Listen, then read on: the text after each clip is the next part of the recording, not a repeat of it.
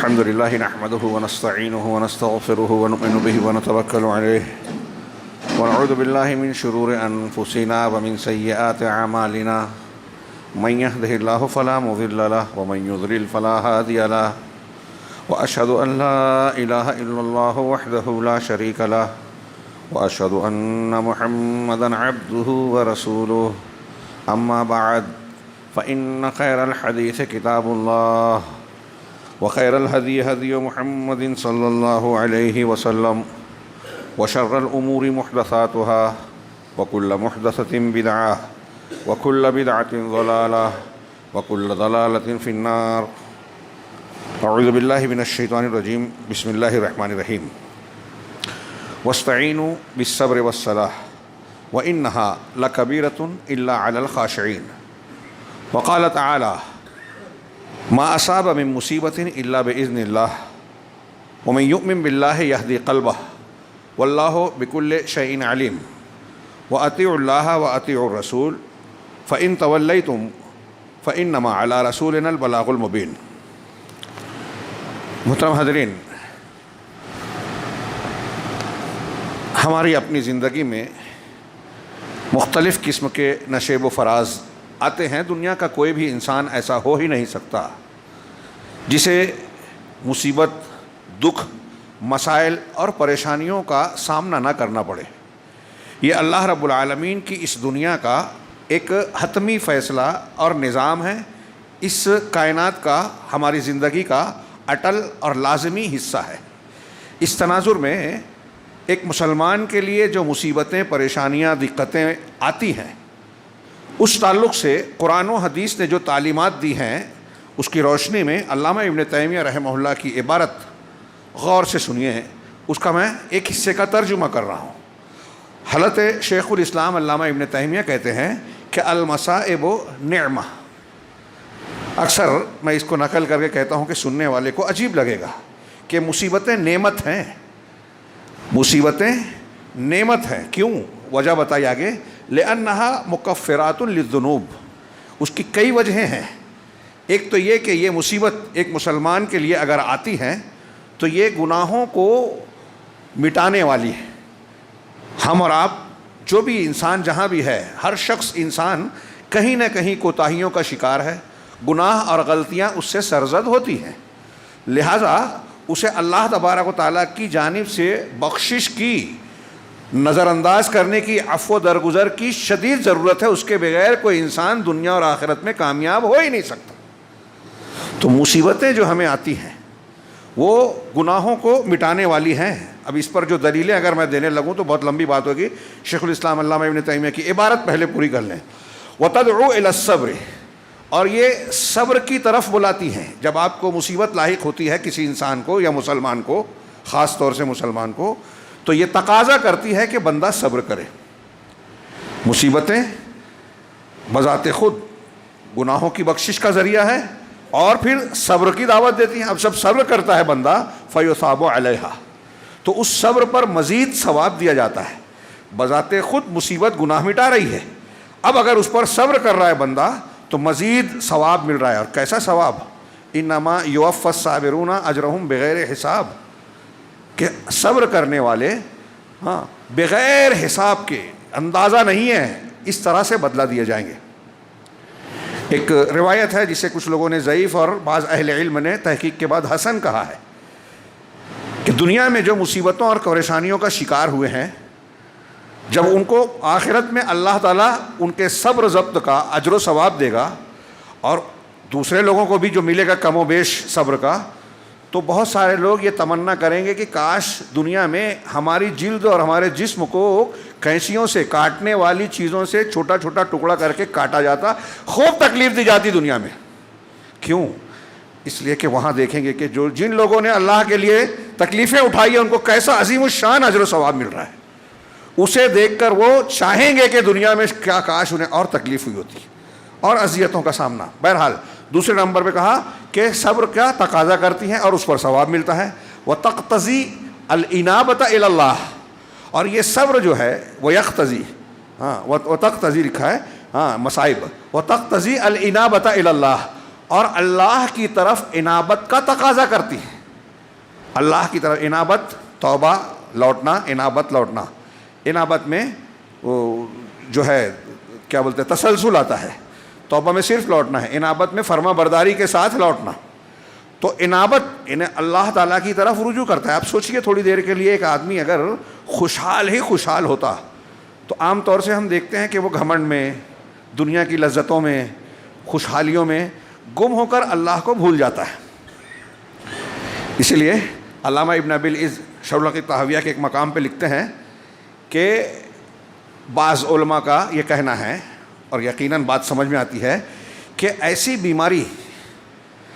بیماری جس میں بندہ توبہ کرے، اللہ کی طرف رجوع کرے، اپنے گناہوں سے معافی مانگے، اللہ سے تعلق قائم کرے، ذکر و اذکار کرے، اللہ سے قریب ہو جائے. ایسی بیماری اس صحت مندی سے، اس خوشحالی سے کہیں بہتر ہے جس میں بندہ اللہ کو بھول جائے، شریعت کو پامال کرے، گھمنڈ اور تکبر میں مبتلا ہو جائے، ذکر و اذکار سے پہلو تہی کر لے، نماز اور فرائض سے آنکھیں موند لے وے. اس خوشحالی سے ایسی بیماری زیادہ اچھی ہے جس میں بندہ اللہ کے قریب ہو جائے. تو کہا اللہ کی طرف انابت کا تقاضا کرتی ہیں یہ مصیبتیں، اور اس کے سامنے جھک جانے کا. جب آدمی کو مصیبت آتی ہے تو اسے یہ معلوم ہوتا ہے کہ میری اوقات نہیں ہے، کائنات کا نظام اللہ چلا رہا ہے. کوئی حکومت ہو، کوئی دنیا کی بڑی بڑی طاقت ہو، فرعون ہو، نمرود ہو، ٹرمپ ہو، یہ نیتن یاہو ہو، یا کوئی اور ہو، ہمارے ملک کے نام نہیں لے رہا ہوں، یہ نظام نہیں چلاتے.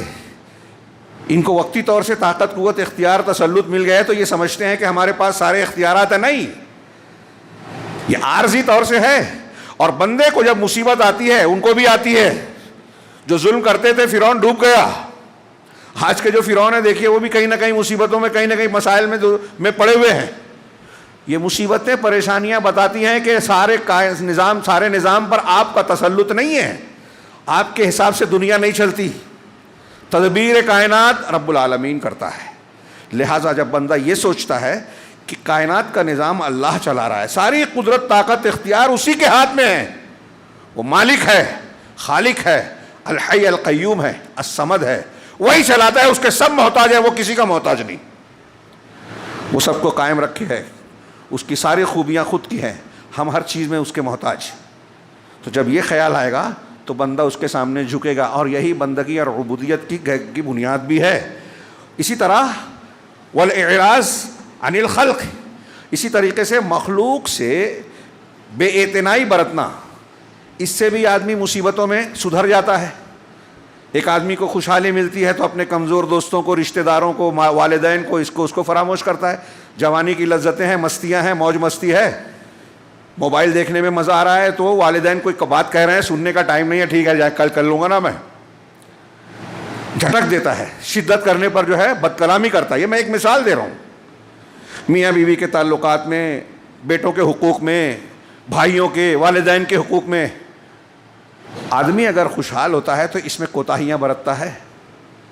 مصیبت آتی ہے تو آپ غور کیجیے، اپنے آپ میں جھانکیے تو یہ رشتہ و پیوند کی اہمیت سمجھ میں آتی ہے کہ یہ ہمارے اللہ رب العالمین کی جانب سے دی گئی ہمارے اقربا، ہمارے جو ہے بہت بڑی نعمت ہے، اور ان کے حقوق کا خیال رکھیں گے تو اللہ کی رحمت بھی ہوگی اور یہ بھی ہمارا خیال رکھیں گے.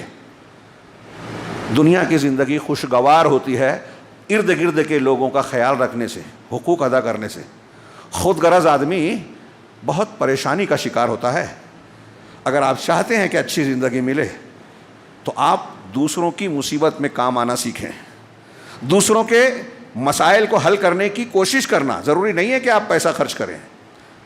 آپ اگر کسی کے ساتھ اخلاقی اعتبار سے، اچھی بات کے ذریعے سے بھی مددگار بنتے ہیں، اس کی تسلی کا سامان فراہم ہوتا ہے، یہ بہت بڑی نیکی ہے، قیمتی سامان ہے.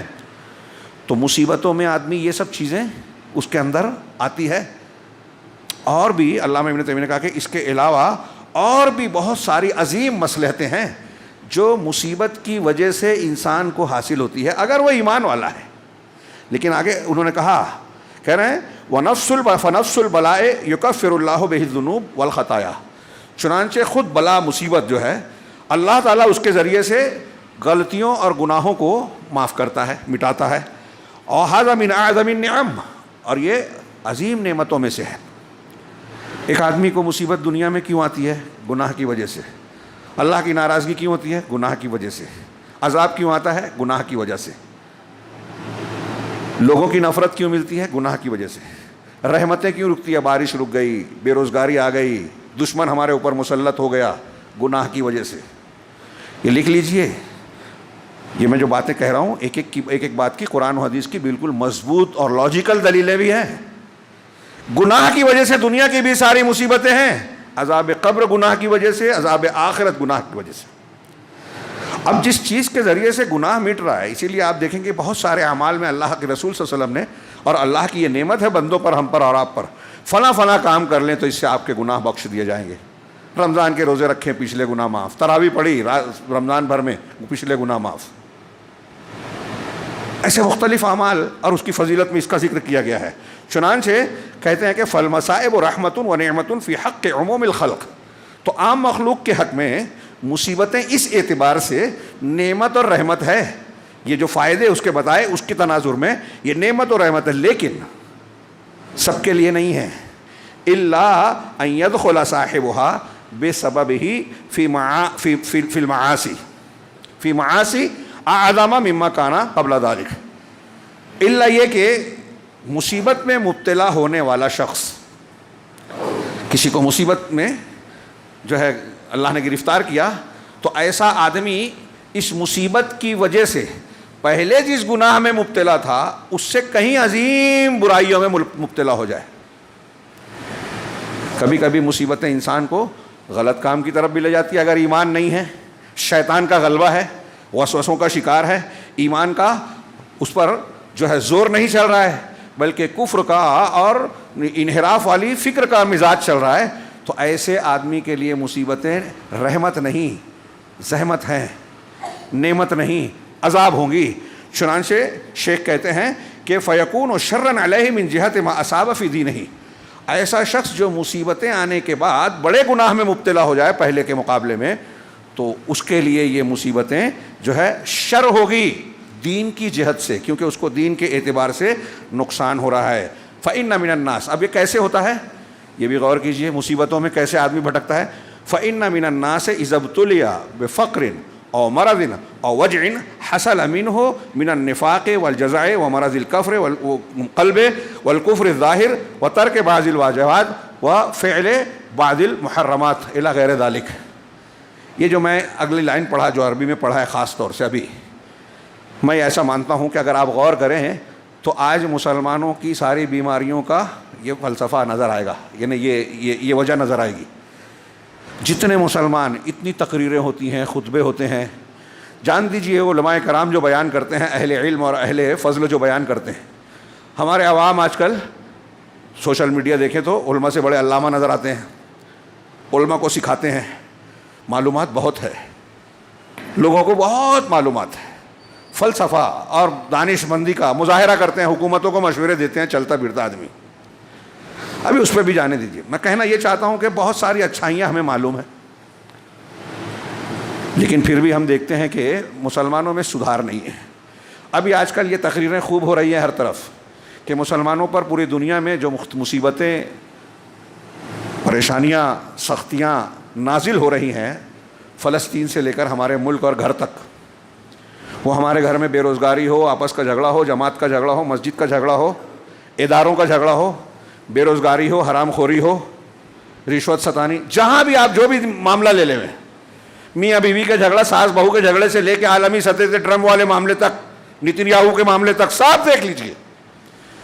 اس میں آپ کو یہ نظر آئے گا کہ کچھ ایسے لوگ ہیں جس کو علامہ ابن تیمیہ کہہ رہے ہیں کچھ لوگ آج کل اکثریت وہی ہے، سوائے اس کے جن کے حق میں مصیبتیں، کچھ لوگ ایسے ہوتے ہیں کہ جب کوئی مصیبت آتی ہے، اذا ابتلي بفقر او مرض او وجع، کہ کچھ لوگ ایسے، لوگوں میں کچھ ایسے ہوتے ہیں کہ جب کسی فقر و فاقہ میں مبتلا ہو جائیں، محتاجی آ جائے، یا بیماری میں مبتلا ہو جائیں، یا کسی درد اور دکھ میں مبتلا ہو جائیں، کوئی درد ان کو لاحق ہو، کسی بھی قسم کی مصیبت ہو، حصل له من النفاق، تو نتیجے میں اس کے اندر نفاق آتا ہے، اس کے لیے نفاق آ جاتا ہے، جزا فضا، مصیبت، ارے میں ملا کیا، میرے گھر میں اتنی مصیبتیں ہیں، کیا میں نبی ہوں کیا، اللہ تعالیٰ ہم کو اتنی کیوں مصیبت دے رہا ہے.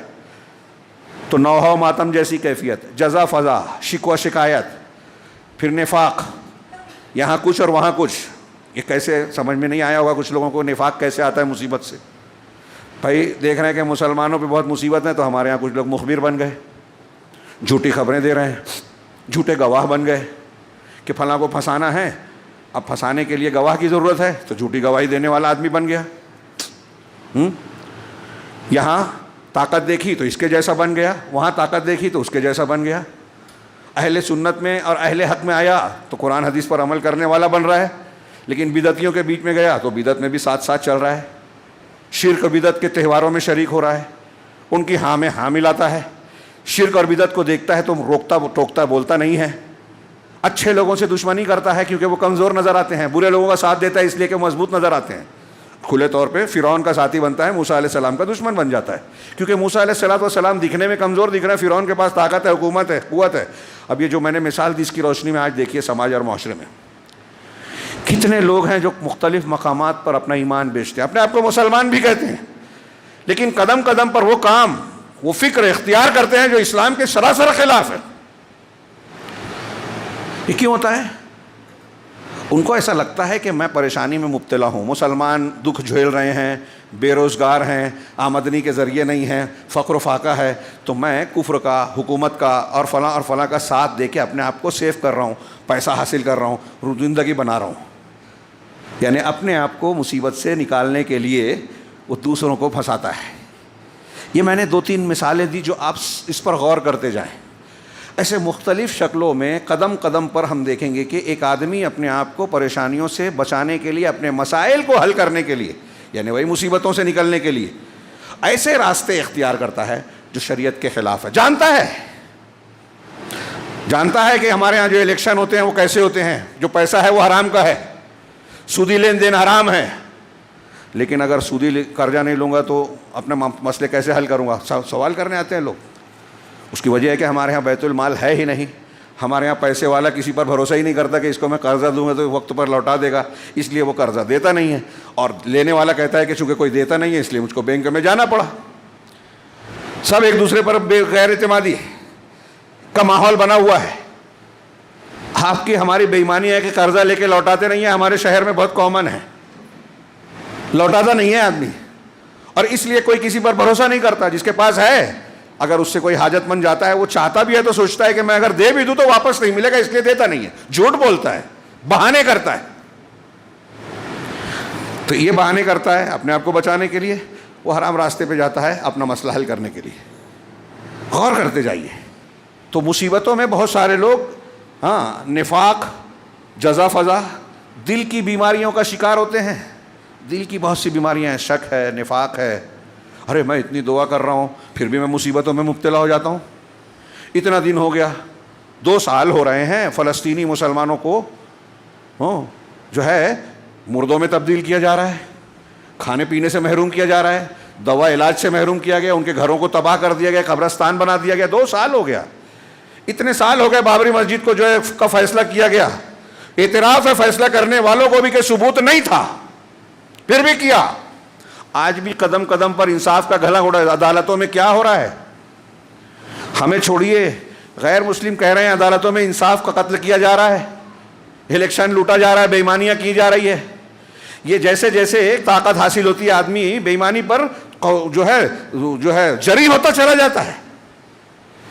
یہ سب دل کے بیماریوں کے ساتھ عمل کی بیماریاں بھی ہیں کہ اندر اپنے آپ کو سمجھتا ہے کہ میں برائی کر کے بھی بچا ہوا ہوں. ایک آدمی زنا کر رہا ہے، پکڑا نہیں جا رہا ہے، کہا میں بہت چالاک ہوں، میں موبائل پہ کر رہا ہوں، کوئی نہیں دیکھ رہا ہے، غلط کام، غلط چیز موبائل پہ کر رہا ہوں، چوری چھپے کر رہا ہوں، کسی کو پتہ نہیں چلا، اپنے آپ کو چالاک سمجھتا ہے. بھول گیا اللہ تعالیٰ نہیں دیکھ رہا ہے. خیر، یہ میں نے مرض قلب کے ساتھ ساتھ کچھ اور بھی مثالیں شامل ہو گئیں. دل کی بیماریاں، مطلب دل میں شک آ گیا، کمزوری آ گئی، لالچ آ گیا، اور اس قسم کی بیماریاں آ جاتی ہیں مصیبت میں. شیخ کہتے ہیں کہ والکفر ظاہر، اور ظاہری کفر بھی، کچھ لوگ مصیبتوں کا شکار ہوتے ہیں تو ظاہری کفر میں مبتلا ہو جاتے ہیں کہ نہیں ہم آپ ہم کو ہمارا کھانا پینا راشن پانی تو آپ ہی کی وجہ سے چل رہا ہے، آپ نہیں دیں گے تو گھر میں جو ہے بھوکے مر جائیں گے. جو اللہ دیتا ہے بندے کو بول رہا ہے بندہ اس سے کچھ ہم کو مل جائے، اس کی چاپلوسی کرتے ہوئے. ایسی اور بھی شکلیں ہیں کفر ظاہر. ہاں اسی طریقے سے ترک بعض الواجبات، بعض واجب چیزوں کو چھوڑ دیتا ہے آدمی مصیبت میں. ہاں کیا میں نماز پڑھوں، کیا میں جو ہے فلاں کام کروں، میرا تو کام بنتا ہی نہیں ہے، میں اتنے دنوں سے پریشانی میں چل رہا ہوں، میرے گھر کے حالات خراب ہیں، بیماری میں مبتلا ہوں، 3 سال ہو گئے، ایک جیسا جتنا میں کماتا ہوں اتنا علاج میں صرف کر دیتا ہوں. تو اس طرح کے شکوے شکایات کی وجہ سے بعض نیک کام کو چھوڑ دیتا ہے، بعض واجبات کو ترک کر دیتا ہے، اور بعض محرمات کو عمل میں لے آتا ہے. حرام چیزوں کو، نشہ اختیار کرنے لگا، حرام طریقے سے سودی قرض لے لیا، کسی کو دھوکہ دے کے جو ہے اس سے اینٹھ لیا کہ میری مصیبت حل ہو جائے. تو اب جس کو دھوکہ دے رہے ہیں اس کو مصیبت میں ڈال کے آپ اپنی مصیبت حل کر رہے ہو. تو ایسے شخص کے بارے میں، اور اس کے علاوہ ایسی اور بھی بہت ساری چیزیں جو انسان کے لیے اس کے دین میں ضرر اور نقصان کا باعث ہوتی ہیں. مصیبتوں میں اگر آدمی ان راستوں پہ چلا گیا، پہلے سے بڑا گناہ کرنے لگا، نفاق، جزا فضا، کفر، حرام چیزوں کا ارتکاب، واجب چیزوں کا ترک، ان چیزوں کا اگر شکار ہو گیا تو اس کے لیے دین میں ضرر ہے. اس کے لیے مصیبتیں رحمت نہیں بلکہ زحمت ہے، نعمت نہیں بلکہ عذاب ہیں. فہذا کہہ رہے ہیں کہ یہ ایسا شخص جو ہے اس کا برائی سے، مصیبت سے عافیت اور محفوظ رہنا یہ اس کے لیے زیادہ بہتر ہے، اس جہت سے کہ مصیبت آنے کے نتیجے میں وہ برائی میں، دین کے خلاف میں مبتلا ہوتا ہے.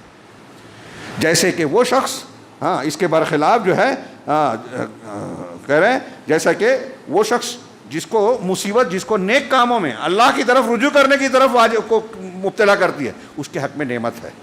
نفس مصیبت، جو مصیبت آ رہی ہے وہ بری نہیں ہے، کیونکہ مصیبت آنے کہاں سے آتی ہے؟ اللہ کے فیصلے سے. نفس مصیبت بری نہیں ہے، تو یہ بعین ہی رب کا، اللہ عز و جل کا فعل ہے. ہم کو جو بھی مصیبت آ رہی ہے، ہمارے گھر میں میت ہو رہی ہے، اللہ کے فیصلے سے. فقر و فاقہ ہے، اللہ کے فیصلے سے. کسی کو دولت مل رہی ہے، اللہ کے فیصلے سے. تو ہم حسد کیوں کریں؟ ہم حسد کر رہے ہیں کسی کو کوئی نعمت ملی ہے تو اس کا مطلب یہ ہوا کہ ہم کو اللہ کے دینے پر اعتراض ہے کہ اللہ نے اس کو کیوں دیا. جیسے یہود و نصارہ کو تھا کہ محمد صلی اللہ علیہ وسلم کو نبی کیوں بنایا، تو اللہ پوچھتا ہے اللہ تم سے پوچھ کے بانٹے گا اپنی نعمت اور رحمت کو. تو اللہ رب العالمین کے فیصلے سے ہی مصیبت بھی آتی ہے، رحمت بھی آتی ہے، نعمت بھی آتی ہے. تو نفس مصیبت اللہ کا فعل ہے، اور اللہ تبارک و تعالیٰ جو فعل کرتا ہے وہ کسی نہ کسی اعتبار سے رحمت ہے، نعمت ہے، اور اللہ ہر حال میں قابل حمد و ثنا ہے، اس کی کوئی چیز بری نہیں ہے. برا ہمارا رویہ اور رد عمل ہوتا ہے، کیونکہ یہ دارالامتحان ہے. مصیبت دے گا اللہ، اور یہ مصیبت بھی ہمارے درجات کو بڑھانے، اجر و ثواب کمانے، کامیاب ہونے کا ذریعہ بناتا ہے رب العالمین. اس اعتبار سے یہ نعمت ہے. گھڑی دیکھ رہا ہوں، وقت جا رہا ہے. ابھی علامہ ابن تیمیہ کی اس عبارت کی روشنی میں کچھ نصوص کا تذکرہ کروں. میں نے جو 2 آیتیں پڑھی تھی، اب اس کو سامنے رکھ کر کچھ دلیلیں اور اپنی زندگی میں اسے فٹ کیجیے. یہ جو سبق ہے اس کی ہمیں بہت شدید ضرورت ہے. صبر کا میں نے ذکر کیا، مصیبت پر صبر کرنا. امام احمد بن حنبل رحمہ اللہ کہتے ہیں کہ اللہ تعالیٰ نے اپنی کتاب میں 90 مقام پر 90 مقام پر صبر کا ذکر کیا ہے. اندازہ لگائیے کہ قرآن مجید میں رب العالمین کے کلام میں اگر کسی چیز کا تذکرہ، حکم ایک بار آ جائے تو وہ کافی ہے اس کی اہمیت کے لیے. ایک چیز کو اللہ نے 90 بار 90 مرتبہ ذکر کیا ہے، کتنی اہم ہے. آپ دیکھیں کہ قرآن میں جگہ جگہ ہے الا الذین آمنوا وعملوا الصالحات، سوائے وہ لوگ جو ایمان لائے اور عمل صالح کیا. سورہ ہود میں ایک سیاق و سباق میں ہے، وہاں تفصیل کا موقع نہیں ہے. اللہ نے کہا الا الذین صبروا وعملوا الصالحات، سوائے ان لوگوں کے جنہوں نے صبر کیا اور نیک عمل کیا. غور کیجئے کہ اللہ نے یہاں قرآن میں جگہ جگہ آمنوا وعملوا الصالحات کا، یہاں صبروا وعملوا الصالحات کا، یعنی مطلب صبر کو ایمان کی جگہ ذکر کیا. اسی لیے اور کئی وجہ سے حضرت علی رضی اللہ تعالیٰ عنہ کا قول ہے بڑا مشہور کہ ان الصبر من الایمان بمنزلۃ الرأس من الجسد، کہ صبر کا تعلق ایمان سے ایسے ہی ہے جیسے سر کا دھڑ سے. یہ سر اگر کاٹ دیا جائے تو دھڑ کا کوئی مطلب ہے؟ ایسے ہی ہماری زندگی سے صبر اگر کٹ جائے تو ہماری زندگی بے معنی. اس موضوع پر اس سے پہلے بھی میں باتیں کر چکا ہوں, لیکن قرآن میں اتنی مرتبہ تذکرہ ہے, اس سے یہ پتہ چلتا ہے کہ اس سبق کو بار بار دہرانے کی ضرورت ہے. اللہ تبارک و تعالیٰ نے وہ 4 اوصاف جن کو خسارے سے بچنے والوں کے لیے ذکر کیا ہے سورہ عصر میں, والعصر ان الانسان لفی خسر الا الذین آمنوا وعملوا الصالحات وتواصوا بالحق وتواصوا بالصبر. اس میں بھی صبر کا ذکر ہے, اور اہل علم نے اس کی تفسیر کرتے ہوئے کہا کہ 4 صفات ہے: ایمان, عمل صالح اور حق کی تلقین ایک دوسرے کو کرنا. ان تینوں چیزوں میں صبر کی ضرورت ہے. صبر کی قسمیں ہیں, تقسیم کیا جاتا ہے. اللہ کی اطاعت و فرما برداری, اللہ اور اس کے رسول کی بات کو ماننے کے لیے صبر کی ضرورت ہے. یعنی آپ جم جائیں, آپ کا دل نہیں ہو رہا ہے. صبر کا مطلب ہوتا ہے حبس النفس علی ما تکرہ. اور بھی لوگوں نے تعریف کی ہے کہ جو آپ کو ناپسند ہے نفس کو اس پر کنٹرول میں رکھنا, روکے رکھنا. تو اب غور کیجئے, آپ اور ہم نیکی کریں, دل نہیں ہو رہا ہے ابھی نماز پڑھنے کے لیے بستر چھوڑنا, لیکن چھوڑ دیا, یہ صبر ہے, نیکی پر صبر ہے. والدین کوئی حکم دے رہے ہیں, ڈانٹ رہے ہیں, بلا وجہ ابا نے جو ہے تھپڑ مار دیا. آتے ہیں نا ہمارے یہاں, ہمارے ابا ایسے, ہمارے ابا ویسے. شرم کرنی چاہیے. قرآن کہتا ہے اف نہ کہو. اب یہ اف نہ کہو, ماں باپ اگر سختی بھی برت رہے ہیں, اس کا یہ مطلب نہیں ہے کہ ان کو لائسنس مل گیا ظلم کرنے کا, ان کو بھی جواب دینا پڑے گا اللہ کے پاس. لیکن اگر وہ سختی کر رہے ہیں تو آپ کا کام یہ نہیں ہے کہ آپ ان کا محاسبہ کریں, پلٹ کے ان کو تھپڑ ماریں, گالی دیں, سخت کلامی کریں. اف تک کہنا منع ہے. اس کے لیے بھی صبر کی ضرورت ہے. اللہ تعالیٰ کے کاموں کو اطاعت و فرما برداری کرنے کے لیے صبر کی ضرورت ہے. برائی سے بچنے کے لیے صبر کی ضرورت ہے. آپ کو بڑی پیسے کی ضرورت ہے, ہاں, کسی دکاندار سے آپ نے سامان خریدا, اس کو لوٹانا چاہیے تھا 50 روپیہ, اس نے لوٹا دیا 100 روپیہ. 50 کا نوٹ سمجھ کے 100 کا نوٹ دے دیا آپ کو آپ تو دیکھ رہے ہیں. تو اب یہاں کیا کہتی ہے ایمانداری کہ آپ وہ 50 واپس لوٹائیں, لیکن آپ لے لیتے ہیں. تو یہ آپ نے غلطی کا فائدہ اٹھایا. آپ بھول گئے کہ اللہ دیکھ رہا ہے. زنا کا موقع ملا, سارے چانسز ہیں, ہے نا, 7 لوگ عرش کے سائے میں ہوں گے, جب اللہ کے عرش کے سائے کے علاوہ کوئی سایہ نہیں ہوگا. اس میں ایک وہ ہوگا کہ ایک حسن و جمال والی, حسب نسب والی عورت گناہ کی دعوت دے بندے کو, کیا وہ موقع ہے, لیکن وہ کہے کہ نہیں, میں نہیں کر سکتا, انی اخاف اللہ, میں اللہ سے ڈرتا ہوں. اپنے آپ کو اس گناہ سے روکا. اس کے لیے صبر کی ضرورت ہے. اگر آپ غور سے دیکھیں گے, اہل علم نے بیان کیا کہ آپ جو بھی نیکی کرتے ہیں, جو بھی کام کرتے ہیں دین اور شریعت کا, ہر جگہ صبر چاہیے. خودداری صبر کے بغیر نہیں آئے گی. آپ کسی کے آگے ہاتھ نہیں پھیلا رہے ہیں, جھک نہیں رہے ہیں. بہادری دین میں جم جانا صبر کے ساتھ ہوگی. قناعت صبر کے ذریعے ہوگی. شکر جو صبر کی ضد کہلاتی ہے, شکر میں بھی صبر کی ضرورت ہے. آپ کوئی بھی نیکی دیکھیں, کسی بھی برائی سے بچنے کو دیکھیں, ہر جگہ صبر کی ضرورت ہے. اسی لیے حضرت علی کہتے ہیں کہ صبر کا تعلق ایمان سے ایسے ہی ہے جیسے سر کا تعلق دھڑ سے ہے, کوئی چھوٹی موٹی. اس لیے ہم کو اور آپ کو ہر جگہ صبر کی ضرورت ہے. اور ایک تیسری صبر کی شکل ہے کہ مصیبتیں, پریشانیاں جو اللہ کی مقدر کی ہوئی ہے, اس میں اللہ تعالیٰ, بندہ اپنے آپ کو کنٹرول میں رکھے, اللہ تعالیٰ کے حکم کی مخالفت نہ کرے.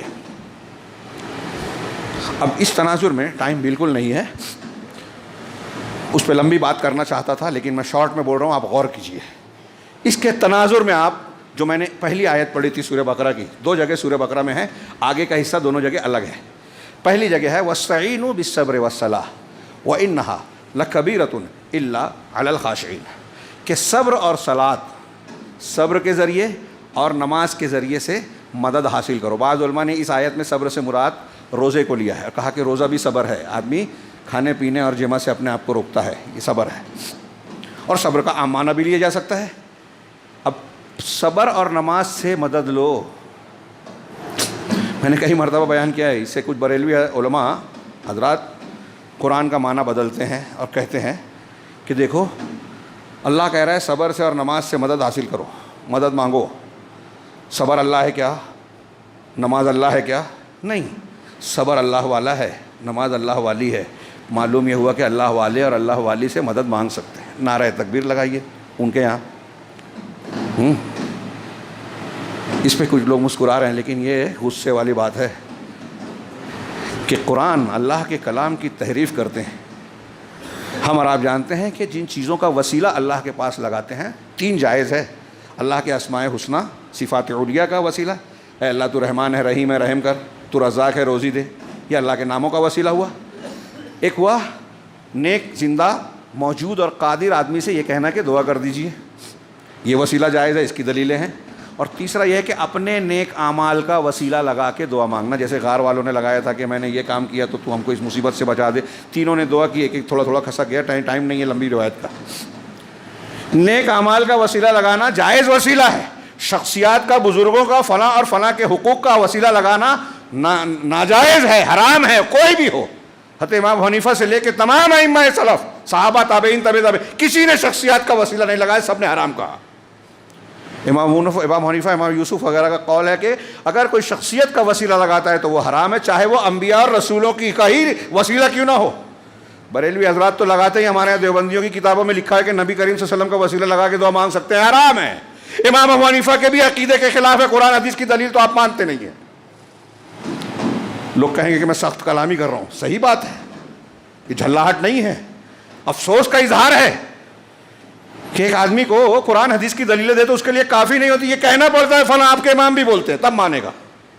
عجیب بات، یہ ایمان نہیں ہے، تو حرام ہے، یہ ناجائز ہے، کبھی کبھی شرک تک جائے گا۔ خیر، تو اللہ کے رسول صلی اللہ علیہ وسلم نے، اللہ تعالیٰ نے فرمایا استعینوا بالصبر والصلاۃ۔ اب اس جملے کو آج مسلمانوں کے ماحول پر جوڑ لیجئے۔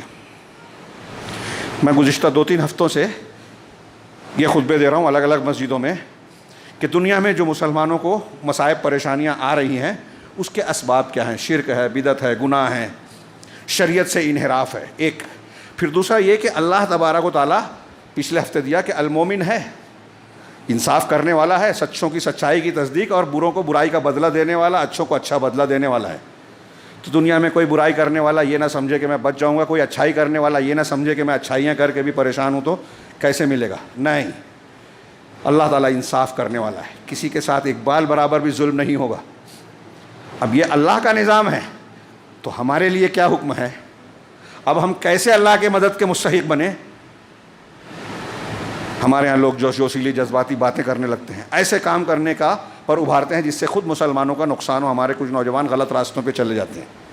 اللہ کہہ رہا ہے استعینوا بالصبر والصلاۃ، صبر اور نماز سے مدد حاصل، یہ معمولی بات نہیں ہے۔ اب ہمارے کتنے بے نمازی ہیں، صبر کا کیا حال ہے، بے صبری عام ہے، معمولی باتوں پہ ایک دوسرے پر حملہ ہو رہا ہے، اب تو قتل ہمارے سماج میں بڑھتا جا رہا ہے۔ صبر نہیں ہے، چھوٹی چھوٹی باتوں پہ غصہ، گھمنڈ، میں اینٹ کا جواب پتھر سے فلمی کلچر چل رہا ہے کہ اس نے مجھ کو گھور کے دیکھا تو میں اس کی گردن کاٹ دوں گا، اگر اس نے مجھے تماچا مارا اور پلٹ کے ہم نے بدلہ نہیں لیا تو پھر ہم بے عزت ہو جائیں گے۔ یہ کلچر چل رہا ہے، صبر نہیں ہے لوگوں میں۔ تو ہم صبر سے مدد حاصل کریں تو یہ ہمارے آپس کے معاملات بھی ٹھیک ہوں گے، رشتے بحال ہوں گے، خوشحالی آئے گی، اللہ کی مدد آئے گی، دشمن نابود ہوگا۔ حضرت موسیٰ علیہ السلام کی وہ سورہ یونس میں آیتیں پڑھیے، ٹائم نہیں ہے۔ فرعونیوں نے جب بہت ظلم ڈھایا اور بنی اسرائیل نے شکوہ شکایت کیا تو حضرت موسیٰ علیہ السلام نے کیا تلقین کی، جملہ پڑھیے، آگے پوری تقریر ہے، میں نے خطبہ دیا اس پر مستقل، کہ بنی اپنی قوم کو خطاب کر کے استعینوا باللہ واصبروا، اللہ سے مدد طلب کرو اور صبر کرو۔ یہ کوئی چھوٹی بات نہیں۔ اچھا یہ بھی دیکھیے کہ یہ صبر ہر جگہ الگ الگ کیفیت کا ہو سکتا ہے، اور آپ اور ہم کتنے بھی کمزور ہوں، غریب ہوں، گھر میں بیٹھے ہوں، طاقت نہیں ہے، صبر تو کر ہی سکتے ہیں، دعا تو کر ہی سکتے ہیں۔ دنیا کا کوئی بھی انسان کسی بھی درجے کا ہو، ہاں بہرحال وہ صبر کر سکتا ہے۔ اس کے لیے کوئی وسیلے کی، کوئی ہتھیار کی، پیسے کی ضرورت نہیں ہے۔ اور نماز یہ تو فرض ہے، نماز سے مدد حاصل کیجیے۔ اب ہم مسجد سے دور ہو کے مسائل حل کر رہے ہیں، روزی روٹی کا مسئلہ حل کر رہے ہیں، نوکری حاصل کرنے کا مسئلے پر غور کر رہے ہیں، شادی نہیں ہو رہی ہے، بیٹی کی شادی کرنے ہے، بیٹی کی کرنی ہے، خرچے کی ضرورت ہے، یہ مسئلہ ہے، وہ مسئلہ ہے، دنیا کے مسائل، دوسروں کے در پہ جا رہے ہیں۔ اللہ کہہ رہا ہے صبر اور نماز سے مدد حاصل کرو، ہم نہیں کر رہے ہیں۔ کیوں نہیں کر رہے ہیں؟ اللہ نے آگے کہا وَإِنَّهَا لَكَبِيرَةٌ إِلَّا عَلَى الْخَاشِعِينَ، یہ بڑا سخت بڑا معاملہ ہے، سوائے خشوع رکھ اختیار کر، جو اللہ کے سامنے جھکتے ہیں، ڈرتے ہیں، انہی کے لیے یہ آسان ہے۔ صبر، نماز سب کے بس کی بات نہیں ہے۔ ہمارے بس کی بات آج دیکھ رہے ہیں سماج میں بہت سے لوگوں کے بس، مسلمان کہتے ہیں اپنے آپ کو، صبر نہیں ہے، نماز کب کی پابندی نہیں ہے، خشوع نہیں ہے نا، خشوع ہوگا تو ہوگا۔ اور اصل جو آخری پہلی دوسرے نمبر پہ جو آیت پڑھی تھی اس کی تشریح کما حق ہو نہیں ہو سکتی، ہاں، لیکن ضرورت میں صرف ترجمہ کر دوں۔ ہاں، شیخ محمد بن عبد الوہاب رحمہ اللہ نے کتاب التوحید میں ایک باب باندھا، اسی میں یہ علامہ ابن تیمیہ کی عبارت بھی تشریح میں فتح المجید میں نقل کی گئی ہے۔ تو اس میں وہ کہتے ہیں، ہیڈنگ لگائی ہے کہ من الایمان باللہ الصبر علی اقدار اللہ، اللہ پر ایمان کا حصہ ہے اللہ کی تقدیر پر صبر کرنا۔ اس میں کچھ تفصیل میں بیان کرنا چاہتا تھا لیکن وقت زیادہ ہو گیا ہے، صرف اس آیت کا ترجمہ، ما اصاب من مصیبت الا باذن اللہ، کہ تم کوئی بھی مصیبت لاحق ہوتی ہے تو اللہ کے اذن سے، حضرت ابن عباس کہتے ہیں یعنی اللہ کے امر سے، یعنی اللہ کی قدرت، مشیت اور فیصلے سے، اس کے قضاء اور قدر سے، یہ تقدیر پر ایمان۔ میں یہاں وہ حدیث پیش کرنا چاہتا تھا جو حضرت عبادہ نے اپنے بیٹے کو مرنے کے وقت تلقین کی کہ بیٹے اس وقت تک تم ایمان کی لذت نہیں پا سکتے جب تک کہ تم یہ یقین نہ کر لو، علم نہ حاصل کر لو کہ جو کچھ تمہیں ملا ہے وہ کھو نہیں سکتا تھا اور جو کھو گیا ہے وہ مل نہیں سکتا تھا۔ اللہ نے قلم کو پیدا کر کے تقدیر لکھنے کا حکم دیا، یہ اس حدیث میں آگے ہے۔ یہ بہت بڑی بات ہے، اپنی زندگی میں اپنے بچوں کو یہ سکھائیے کہ جو مل رہا ہے، جو ہو رہا ہے، اللہ کی طرف سے ہو رہا ہے۔ یہ عقیدہ جب مضبوط ہوگا تو مصیبتوں پریشانیوں میں، ابھی جیسے مثال کے طور پہ موقع نہیں تھا کہ ہمارے کچھ نوجوانوں کو لوگ جو ہے بہکاتے ہیں کہ تم اسلام پر عمل کر لے اس لیے پیچھے ہیں۔ دیکھیے، دین کو چھوڑنے والے ترقی کر رہے ہیں، میزائل اور کیا کیا بنا رہے ہیں، یہ کر رہے ہیں اور وہ کر رہے ہیں، بڑی ترقیاں، اور مسلمانوں کے پچھڑنے کی وجہ اسلام ہے۔ یہ نئی نسل کو پڑھایا جا رہا ہے، جبکہ مسلمانوں نے اسلام کی وجہ سے عروج حاصل کیا۔ 800 سال تک مسلمانوں نے حکومت کی، اور دنیا میں 800 سال تک جو بھی ایجاد ہوا مسلمانوں نے کیا۔ یورپ کو بھیک دی اس علم کی، مسلمانوں نے سکھایا ان کو۔ یہ کوئی ہوائی بات نہیں ہے، زندہ تاریخی حقیقت ہے، جو ہے ثبوتوں پر مشتمل، جس کا اعتراف ان کو، ان کے ماہرین کو، علماء کو بھی ہے۔ تو اسلام پچھڑنے کی وجہ نہیں ہے، ہمارا اسلام پر عمل کرنا نہ کرنا ہماری ترقی اور ہمارے انحطاط کا سبب ہے۔ تو پہلی چیز کہ جو مل گیا ہے وہ اللہ نے دیا، جو نہیں ملا ہے وہ اللہ نے نہیں دیا۔ کیسی بھی مصیبت آ جائے گی اس عقیدے کے بعد، کیسی بھی مصیبت آ جائے گی، بندہ کھڑا رہے گا، خودکشی نہیں کرے گا، مایوس نہیں ہوگا، بزدل نہیں بنے گا، جھکے گا نہیں، بکے گا نہیں، ٹوٹے گا نہیں۔ چھوٹی بات نہیں ہے۔ آپ سوچئے تھوڑی دیر کے لیے کہ آج ہمارے ہاں اتنی تعلیم کے بعد لوگ بکتے ہیں، ٹوٹتے ہیں۔ صحابہ کرام مکی دور میں کتنا اسلام آیا تھا۔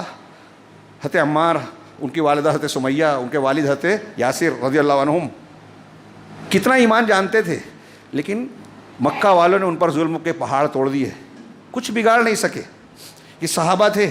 قرآن نے ہمارے سامنے اصحاب کہف کی تعریف نقل کی، واقعہ نقل کیا، ایمان لائے، ڈر ہوا کہ بادشاہ وقت جو انہیں قتل کر دے گا، کہا ایک غار میں جا کے پناہ لیے، اللہ نے مدد کی یا نہیں کی؟ 300 سال سے زیادہ کی، نیند دے دی، ان کے ساتھ ان کے کتے کو بھی۔ یہ اللہ کی مدد ہے نا۔ مصیبت آئی، صبر کیا، جو کر سکتے تھے بچاؤ کے لیے وہ کیا، لڑ نہیں سکتے تھے نہیں لڑے، دعا کی، جا کے چھپ گئے۔ اصحاب اخدود کا قصہ نقل کیا اللہ نے، والسماء ذات البروج والیوم الموعود وشاہد ومشہود قتل اصحاب الاخدود۔ پڑھیے، وہ گڑھوں والے جو ہے اصحاب، جب وہ مسلمان میں پورا قصہ ہے، صحیح مسلم کی حدیث میں، ایک بچہ ایمان لایا، اس کے اللہ نے اس کے ہاتھوں پہ کرامتوں کا اظہار کیا، ایک بڑی تعداد اس پر بالآخر مسلمان ہوئی، اس کے یہ رب، یہ جس رب کو مانتا ہے ہم بھی ایمان لائے۔ اپنے اس کے دین سے واپسی کے لیے لوگ، اس وقت کے بادشاہ نے جو ہے بڑے بڑے گڑھے جلائے، آگ جلائی اور اس میں ان کو ڈالا۔ آج ہم مسلمانوں کو آگ کے گڑھوں میں ڈالا جا رہا ہے یا نہیں ڈالا جا رہا ہے؟ بھائی گڑھے میں نہ ڈال کے آگ برسائی جا رہی ہے، اس کا کھلا منظر آج ہم کو غزہ میں نظر آ رہا ہے۔ بنیاد کیا ہے کہ مسلمان ہیں، لیکن وہ جو مسلمان تھے پکے تھے، صحابہ کرام پکے مسلمان تھے، اس لیے دشمنوں کی چالیں ناکام ہو گئی۔ ہم مسلمان ہیں، کچے ہیں، اس لیے دشمنوں کی چالیں ناکام نہیں ہو رہی ہیں۔ دشمنوں کی چال کو ناکام بنانے کے لیے مصیبتوں میں یہ جو اس آیت میں 3-4 نقطے بیان کیے گئے ہیں، ترجمہ پڑھیے کہ ما اصاب مصیبت الا باذن اللہ، تو کوئی بھی مصیبت نہیں پہنچتی مگر اللہ کے حکم سے، اس کی مشیت سے۔ ومن یؤمن باللہ یہدی قلبہ، اور جو اللہ پر ایمان رکھتا ہے اللہ اس کے دل کو ہدایت دیتا ہے۔ حضرت ابن عباس، حضرت علقمہ کی ملی جلی تفسیر کا مطلب یہ ہوا کہ کوئی مصیبت آئی بندے کو اور اس نے اس مصیبت کے تعلق سے یہ یقین رکھا کہ یہ اللہ کی طرف سے ملی ہے، مقدر ہے، اور اس پر وہ سر تسلیم خم کر دیتا ہے، صبر کرتا ہے، اللہ سے ثواب کی امید کرتا ہے۔ حضرت ابن عباس کی تفسیر میں تھوڑی سی وضاحت ہے۔ واللہ بکل شیء علیم، اور اللہ ہر چیز پر کا علم رکھنے والا ہے۔